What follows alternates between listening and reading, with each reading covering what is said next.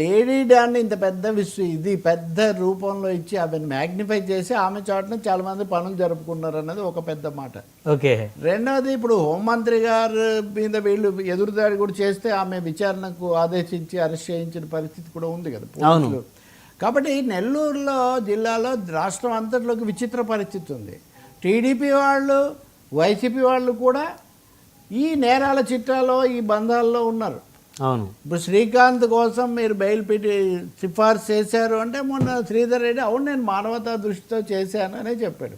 నాకంటే ముందు వైసీపీ వాళ్ళు కూడా చేశారని. తర్వాత తేలేదండి, వైసీపీ వాళ్ళు టీడీపీ వాళ్ళు కూడా చేశారని. ఇప్పుడు తాజాగా ఈరోజు ఒక పత్రికలో మామూలుగా టీడీపీని బలపరిచే లేకపోతే అనుకూల పత్రిక పేరున్న దాంట్లోనే ఈ స్టోరీ రాశారు.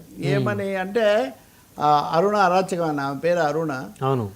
ఆమెకు సంబంధించిన కాల్ డేటా అంతా చూస్తూ ఉంటే పోలీసులు అరెస్ట్ చేసిన తర్వాత ఒక ఫోన్లో అనేక విషయాలు బయటకు వచ్చాయి. ముఖ్యంగా ఒక హత్య, సూళ్ళూరుపేటలో జరిగిన ఒక హత్య, కుటుంబపరమైన హత్య. అందులో ఒకటే తండ్రికి పుట్టిన వాళ్ళ మధ్యలో ఆస్తి పంపిణీలో ఒకరు వీళ్ళని ఉపయోగించుకొని ఒక హత్య చేయించారు.